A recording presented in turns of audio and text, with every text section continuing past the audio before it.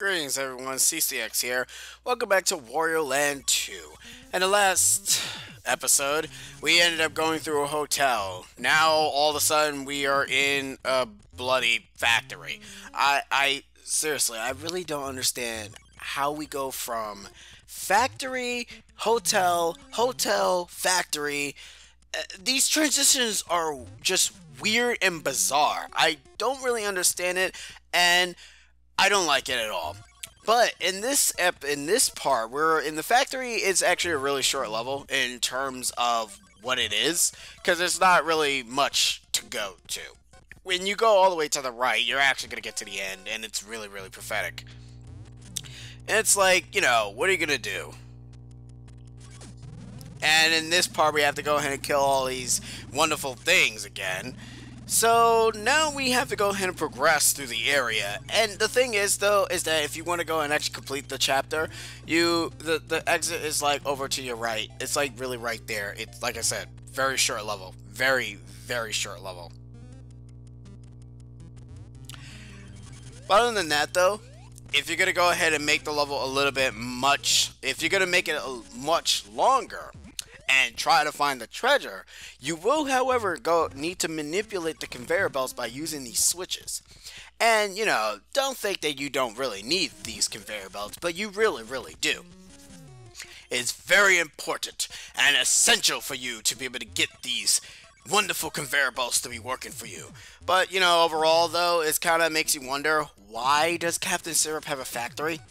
What is she factoring? Is she factoring the gold that she's obtaining from Wario's house? Even though, to be perfectly honest, they are not really using the gold for anything. What exactly are they going to use the gold? And it is weird, too, because Wario kind of does look like he's supposed to be a pirate, but he's actually not. And it's also funny because it's kind of like saying, alright, let's get this straight.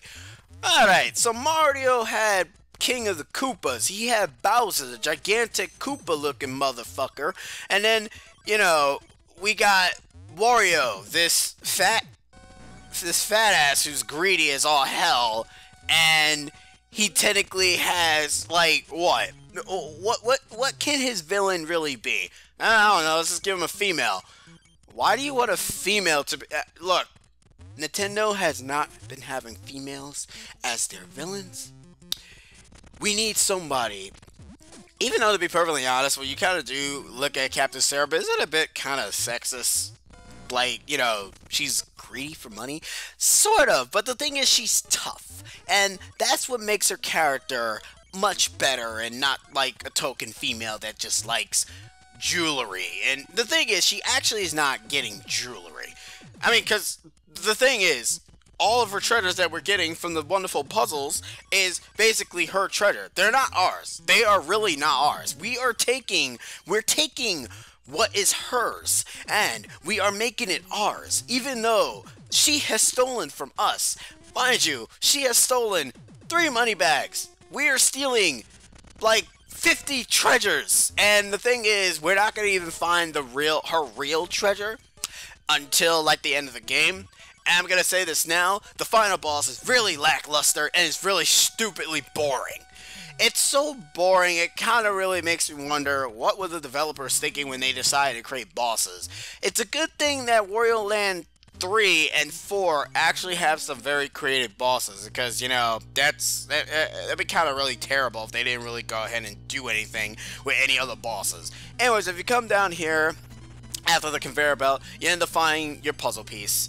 And I just decided to say screw it and just go on easy because I really couldn't stand it anymore.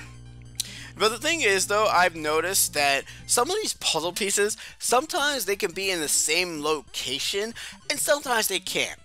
But I don't want to risk that because I do not like wasting my viewers' time, and I do not like suffering with the aspect of me saying, hey guys, look at me, I'm gonna fail again. Alright, yeah, that's cool. Anyways, guys, I'm sorry that this part was not coming out on the 7th of April. I had something important to do, and that's all I'm going to really say. I'm going to just state it there, and that's about it. But anyways, Now we need to go over to the right side of the conveyor belt because the level is almost the level is almost over, guys. Now I do have the question: how do I get over to that right side?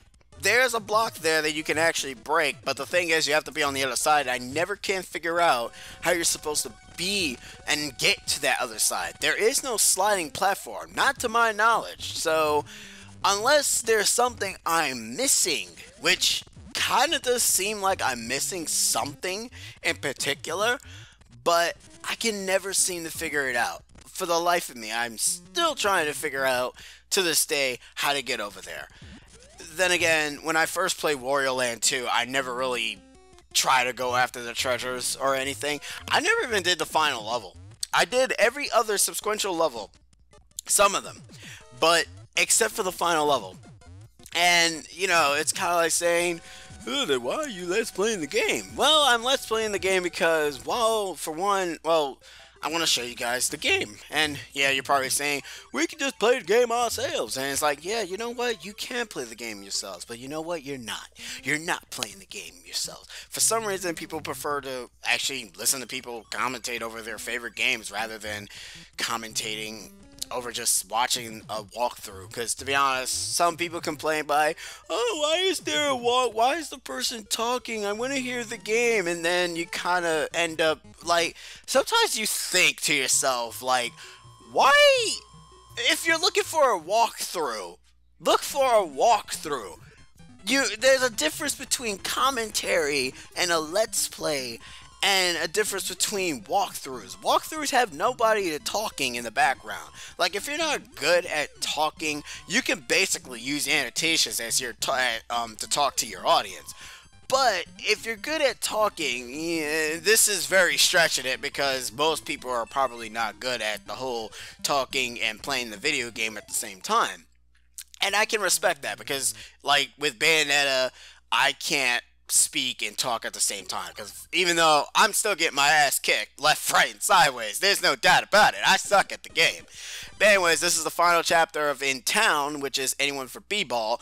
And now I'm going to go back to my statement because I'm going to stick to it.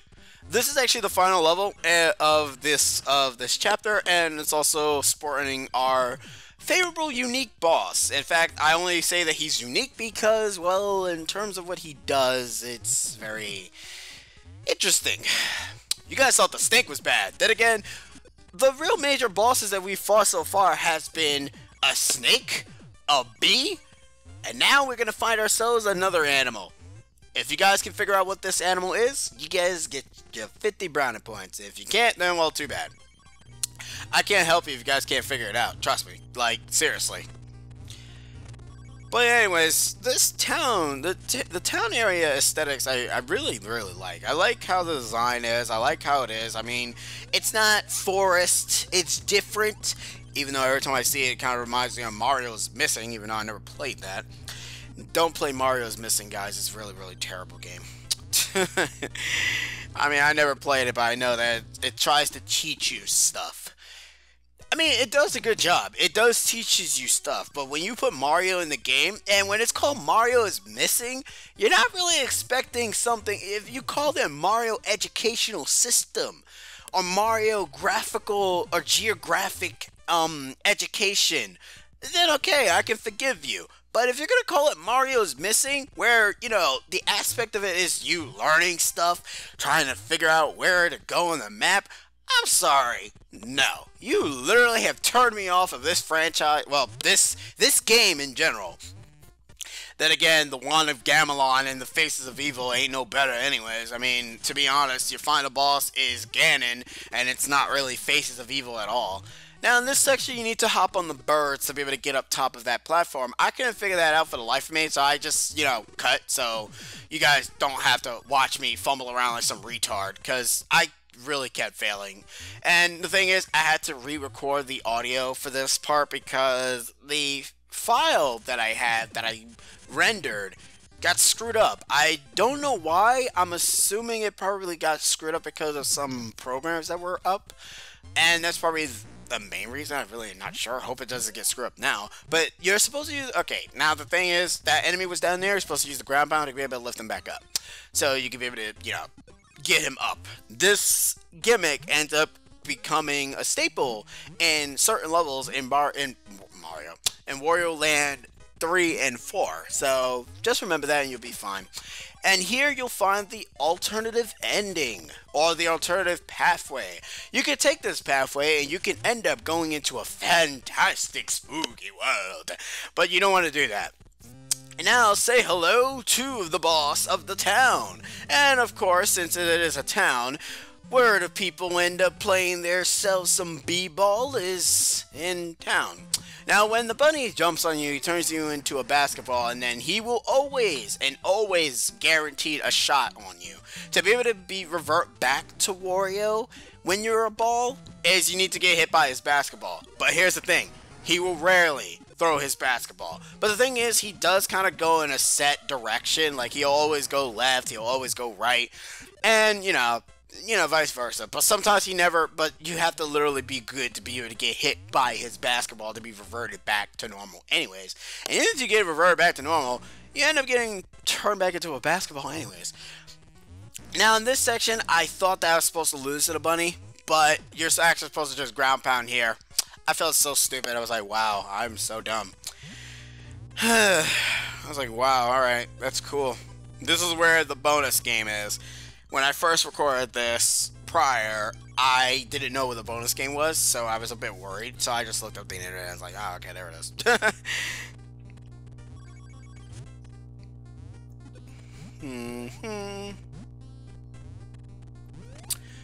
Once you end up getting the treasure, you'll be relatively fine.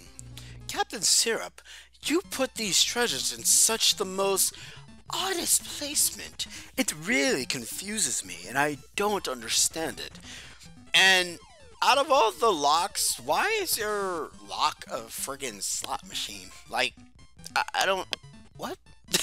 I don't understand that. Why is it a slot machine? Can't it be like anything else? Why can't it be a very glorified minigame? Why has it gotta be a slot machine?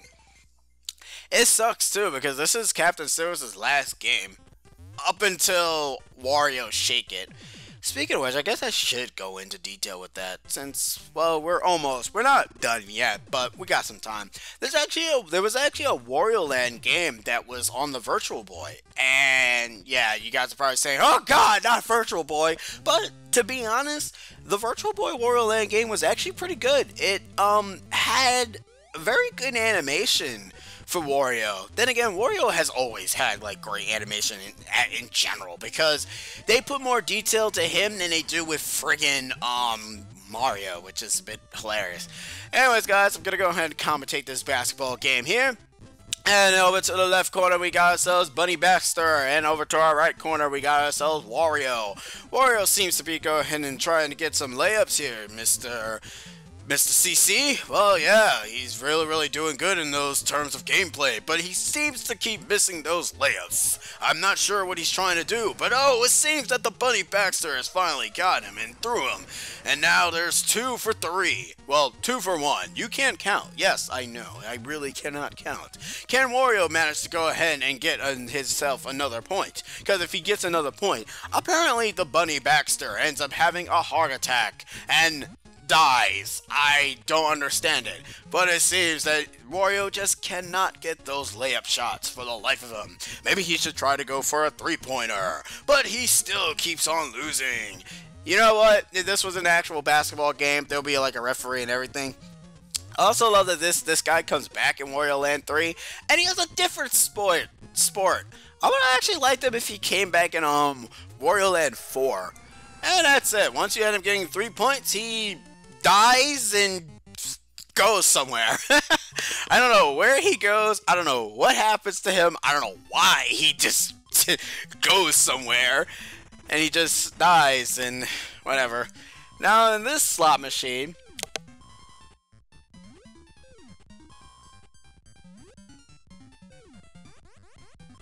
oh, that was a long yawn.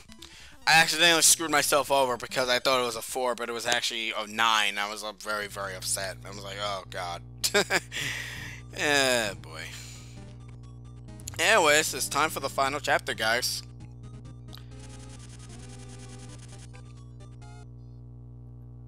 Wario has finally made it to the friggin' Captain Syrup's, and of course she's in a forest, which is funny because in Wario Land 1, she was also located in a forest.